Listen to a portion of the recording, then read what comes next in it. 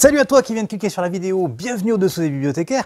Dans cette vidéo, je vais te parler de 5 livres que j'ai lus tout azimut, style et genre tout confondu. Il y a de la BD, il y a du manga, il y a du roman, que du bonheur. Je commence avec un classique de la fantasy, puisque avant Tolkien, il y avait des choses, il y avait surtout un individu qui s'appelle Eric Rucker Edison, de son petit acronyme E.R. Edison, et qui a écrit Le Serpent Ouroboros. C'est une superbe fresque. Alors c'est très inspiré des sagas vikings. On est dans un monde complètement de fantasy et on est dans l'heroic fantasy, c'est-à-dire que les héros, ils sont vraiment héroïques. On est aussi dans un univers assez étonnant puisqu'on est censé être sur Mercure, ça n'a pas trop d'importance, mais à l'époque, les gens ne connaissaient pas du tout la fantasy. Et donc Edison a mis ce monde ailleurs pour justement les accompagner lentement vers l'univers de la fantasy. La deuxième chose qui m'a beaucoup plu dans ce livre, c'est le texte, en fait. Parce que le récit et l'écriture d'Edison est très particulière. Il paraît que en version originale, ça ressemble un peu au style shakespearien. Voilà. Ah, ça fait peur. Bon, en fait, c'est un style un peu empoulé, un petit peu décalé, un peu médiéval, quoi. Et ça fonctionne bien pour de la fantaisie. Souvent, de la fantaisie, je trouve qu'on a un style qui est trop proche du nôtre. On nous propulse dans un autre monde, mais sans travailler le texte et la langue. Ben là, Edison, il l'a vraiment travaillé. Et alors là, comble du comble qui me fait penser à Tolkien, il y a des poèmes, il y a des fables, il y a des chansons, il y a de l'univers, il y a des dieux, il y a tout ce qu'il faut pour un bon monde de fantaisie. Deuxième petit bouquin que j'ai lu, un petit roman junior aux éditions du Rouergue qui s'appelle Bonaventure et compagnie d'Alex Cousseau et de Charles Dutertre. Alors là, on a vraiment l'impression de se manger un tout petit sucre. C'est délicieux, c'est trop court pour moi. J'aimerais vraiment que ce soit une série. Pour le moment, ça a l'air d'être juste un tome. On est au milieu de la maison de Bonaventure et il a des voisins, Salvatore, Piotr et sa cousine Suzy. Et dans ce petit monde tout choupinou, tout gentillet, il arrive à chaque chapitre une nouvelle aventure à Bonaventure. Les dessins sont aussi juste léchés. Ça m'a légèrement fait penser à des petits trucs à la Sampé, vous voyez, sur certaines images. On peut s'y atteler dès qu'on commence à maîtriser assez bien la lecture, on va dire, allez, à 8 ans, on est bien là, on est bien dedans.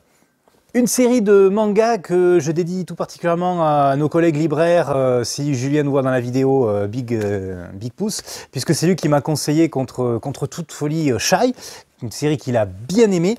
Alors c'est du shonen, c'est vraiment, voilà, pour le coup on est dans le code du shonen, on est bien dedans, on n'est pas surpris, mais c'est un petit peu original parce qu'ils ont mixé les codes du super-héros. On pourrait penser à My Hero Academia. Il y a un super-héros par nation du monde. Ils ont une navette, vous savez, dans l'espace où ils se retrouvent tous, comme la Ligue des Justiciers. Voilà, on a tous les codes. Ça, c'est très, très agréable de retrouver ça. Et la super-héroïne japonaise, qui est en fait une jeune super-héroïne qui vient de rentrer sur le marché, est timide. Elle s'appelle Shy. Du coup, elle est super timide. Et elle n'a pas confiance en elle.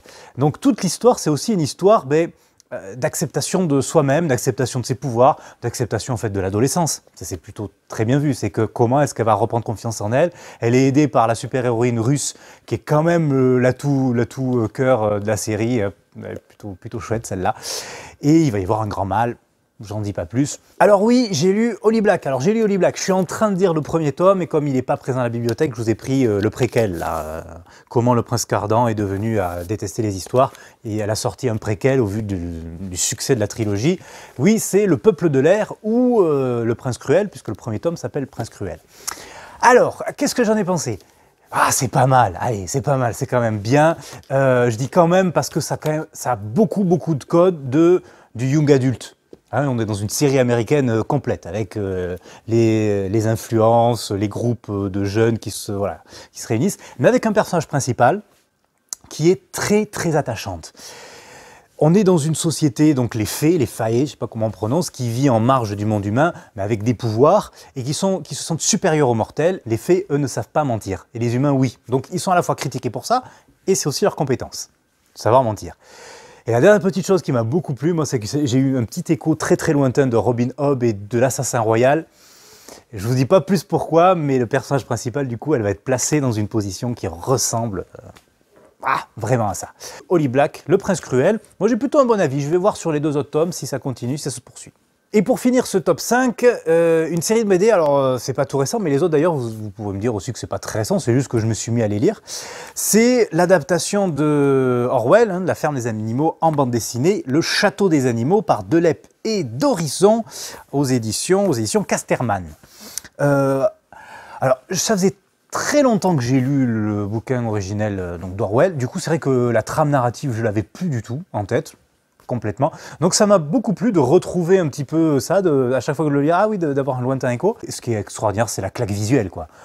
Graphiquement, c'est magnifique. Alors on pourrait dire que le style de la BD animalière, de l'anthropomorphisme, on nous en bat les oreilles, on en voit partout en bande dessinée. Il y a eu Black Sad qui était super, et voilà. Là, ils ont vraiment réussi, quoi. Ils ont vraiment réussi à ce que les animaux, qui sont vraiment des animaux, nous renvoient des expressions et des émotions qui sont quand même très humaines, tout en gardant leur personnalité, leur corps, et ça, c'est quand même vraiment étonnant, quoi. C'est fabuleux. Ça reste dur, et voilà, il faut s'accrocher un peu à la lecture. Mais je vous conseille vraiment, c'est une déflagration, quoi. Super. Je vais continuer la série, je crois que c'est en 4 tomes. 4 ou 5, je n'ai plus trop en tête, et que l'histoire sera complète, le château des animaux. Si cette vidéo vous a plu, lâchez un like, un commentaire, vous partagez, vous continuez à nous suivre, et nous, on vous retrouve la semaine prochaine à la même heure pour une vidéo de coup de cœur, de lecture et d'autres. Vous le savez, si vous êtes aficionados de la chaîne, continuez, à bientôt, portez-vous bien, bonne lecture.